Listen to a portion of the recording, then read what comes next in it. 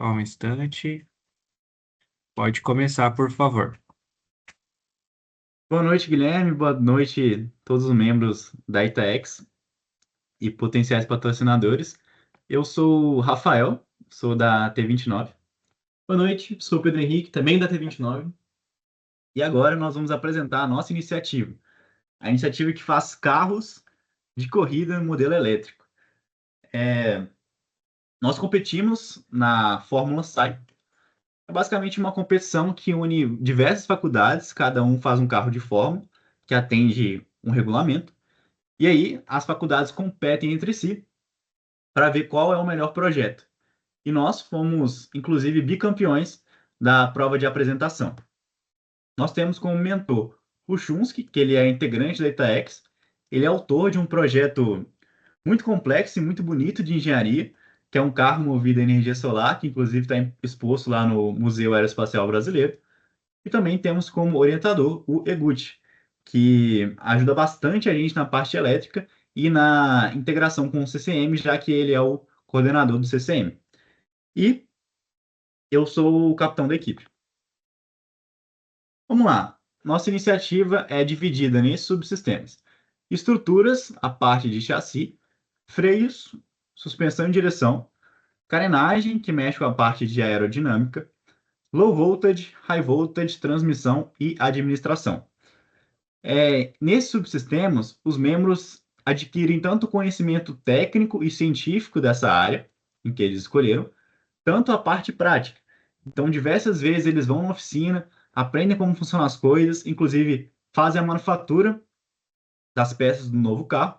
E agora, nesse semestre, como a gente vai iniciar a manufatura de fato do carro de 2027, eles vão ser mais úteis do que nunca. Então, a gente vai ter oficina lotada quase todo dia.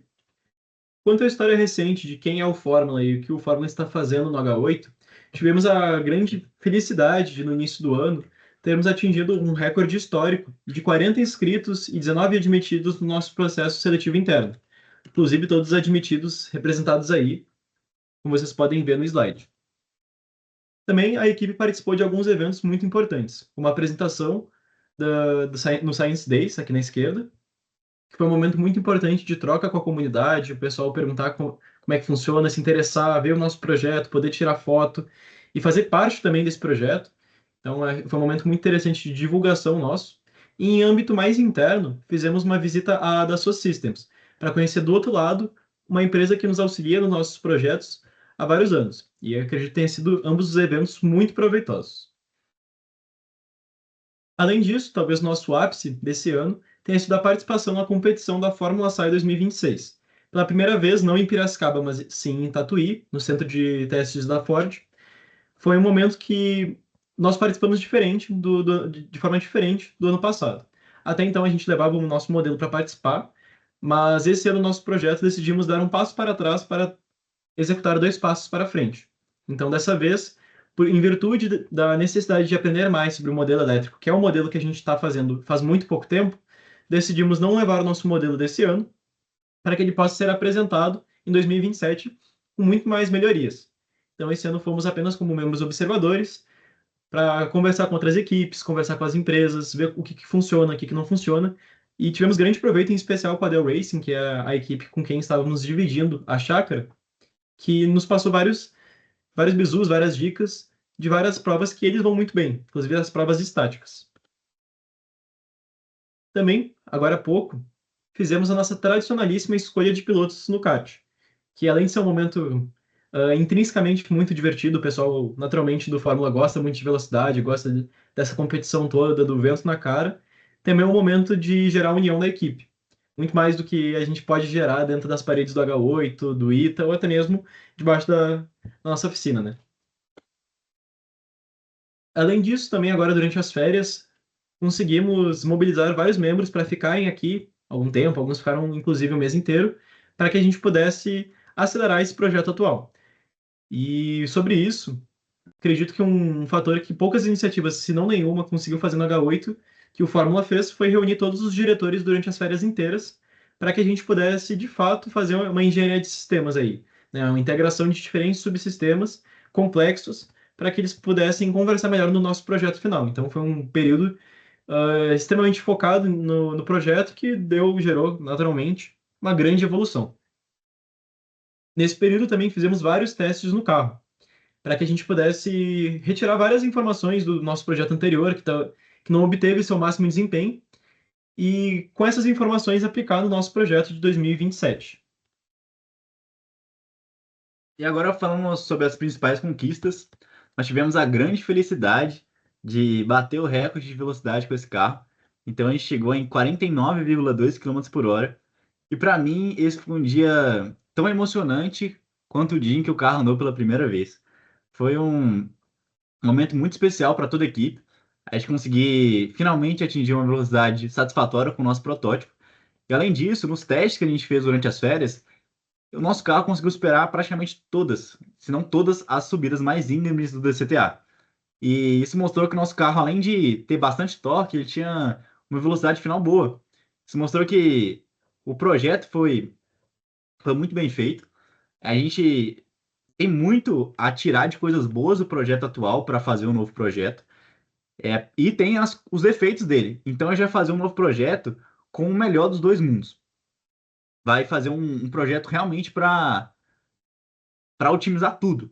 Então, o carro atual, esse carro aí que atingiu 49,2 km por hora, foi um carro feito só para passar no regulamento, para conseguir passar na inspeção técnica. O novo carro vai ser para ganhar a competição, vai ser para otimizar tudo.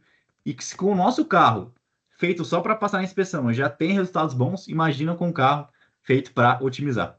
E aí eu vou mostrar um vídeo aqui para vocês também verem, vocês também sentirem o gostinho que a gente sentiu nesse dia.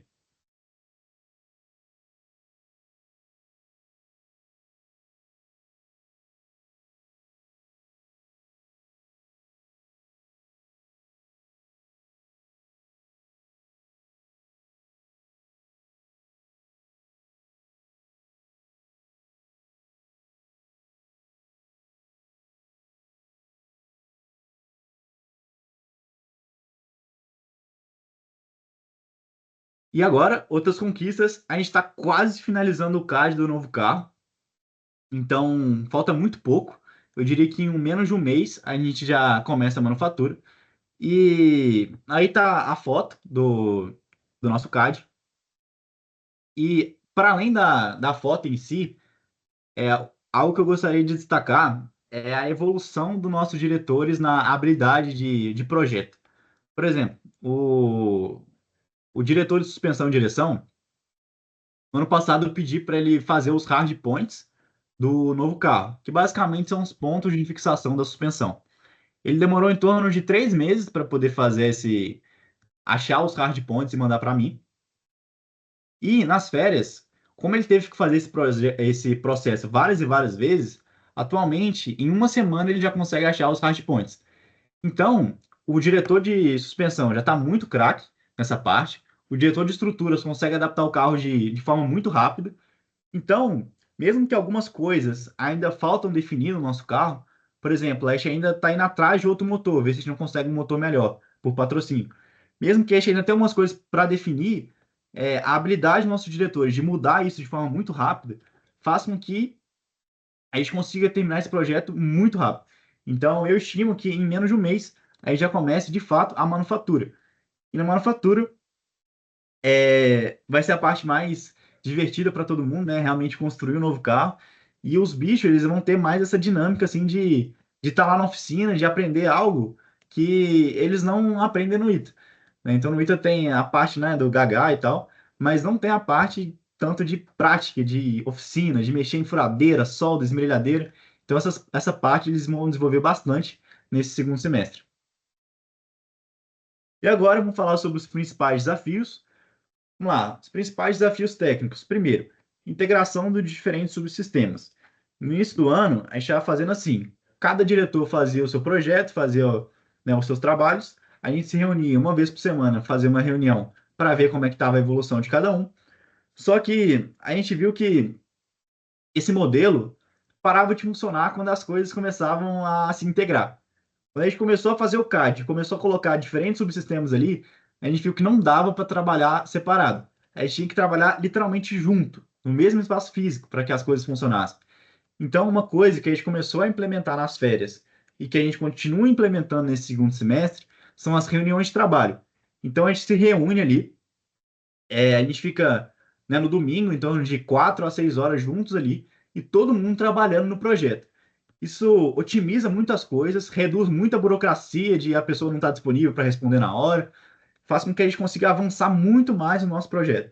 Então, tem o trabalho do diretor que ele faz sozinho, né, uma parte mais específica do subsistema, mas a gente também tem esse momento de estar todo mundo junto ali, trabalhando junto. Outro desafio técnico, problemas na transmissão. Basicamente, esse foi o maior gargalo nosso no início do ano. A transmissão não funcionava de jeito nenhum, a gente teve diversos problemas, só que depois de muito trabalho, de muito improviso, eu diria, até algumas gambiarras, a gente conseguiu fazer esse subsistema funcionar de fato. E atualmente ele está 100%. A única problema é a questão de um barulho que ele ainda faz. Só que quando o piloto ele muda a forma de pilotagem dele, ele entende o que está acontecendo esse barulho e muda a forma de pilotagem dele, né, não tirando o pé do acelerador com muita força, ele já consegue contornar esse problema. E outro problema técnico, desafio técnico que a gente teve foi a reestruturação do subsistema de carenagem. Então, tanto o diretor de carenagem, tanto o membro de carenagem, eles saíram do ano passado para esse. E a gente ficou com um subsistema sem ninguém. Então, como é que a gente contornou isso? Nosso líder técnico, o ex-capitão do Fórmula, Matheus, ele assumiu o subsistema de carenagem. E aí, quando ele assumiu, a gente selecionou um bicho muito bom, né? Um calouro muito bom para ser desse subsistema. E aí, com os treinamentos, com os videoaulas, os livros que ele leu, ele se mostrou com tanta autonomia que o Matheus não precisava mais ficar supervisionando ele. Ele mesmo conseguia desenrolar, ele conseguia aprender sozinho, e aí ele meio que fez um trabalho de diretor, mesmo não sendo um diretor. Então foi assim que a gente resolveu esse problema da carenagem. Vamos lá, os desafios financeiros. Primeiro, eu não diria financeiro, não, eu diria logístico. Tivemos problema na negociação da chácara, porque depois de muito tempo sendo em Piracicaba, a competição mudou para Tatuí sem nenhum aviso prévio. E a gente teve que ir atrás correndo de outra chácara. O dono pediu um adiantamento num período de tempo muito curto. E a Itex ajudou bastante a gente. Ela conseguiu, quando eu pedi urgência, conseguiu realmente fazer essa transferência. Outro problema que a gente teve foi o transporte para a competição. A gente pedia para dar e ela não autorizava, a gente pedia de novo, eles enrolavam, aí entrava de férias. Enfim, a gente teve milhares de problemas com a DAI. Só que como esse problema já estava previsto na proposta de projeto, que provavelmente a gente poderia ter problemas com isso, a gente conseguiu resolver isso de forma muito tranquila, né? Como já estava tudo organizado, já estava tudo previsto, aí já tinha um orçamento para esse caso, então a gente conseguiu alugar carros para ir para a competição. E outro problema que a gente tem são os itens da elétrica, que costumam ser muito caros, costumam ser importados, então a gente tem que pagar muito imposto nesses itens. E uma das formas de resolver esse problema que a gente fez foi separar um projeto só para elétrica. Então a gente tinha um projeto ali só para elétrica para que eu tivesse um orçamento só para ela. E isso aí ajudou bastante, só que a gente está pensando em outras possibilidades, porque mesmo a gente tendo um projeto só para ela, ela ainda continua sendo mais cara que o resto do carro inteiro. Então, essa é uma dificuldade que a gente tem, que a gente ainda está procurando resolver.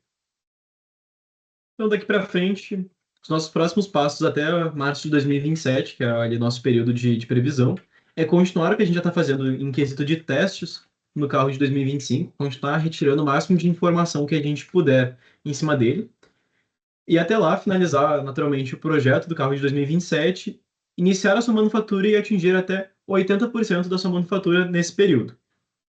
Para eventuais dúvidas, ficaremos aqui então para responder e conversar com vocês. Muito obrigado e boa noite. Isso é forma. Show de bola. Obrigado. Fórmula é especial, né? Enfim,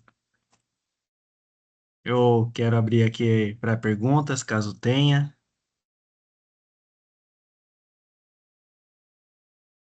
Eu, eu tenho uma pergunta em relação a patrocínio, né? Vocês mencionaram a dificuldade, né, de se obter esses itens de elétrica que acaba sendo bem custoso, né?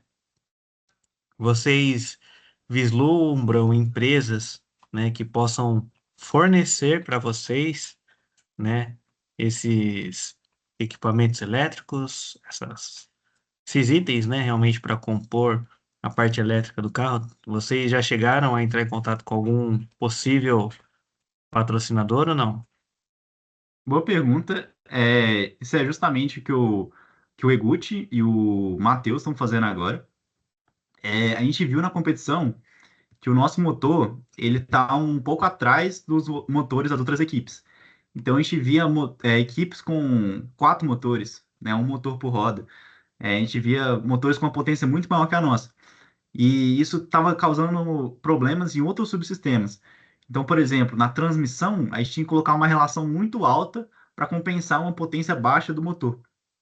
Então, uma coisa que o Matheus e o Eguchi estão fazendo agora é conversar com a VEG. O Matheus já, inclusive, montou uma apresentação para fazer para a VEG, para buscar um patrocínio de um motor melhor para a gente. Ou pelo menos um desconto, porque um motor assim custa R$ 20.000, é muito caro.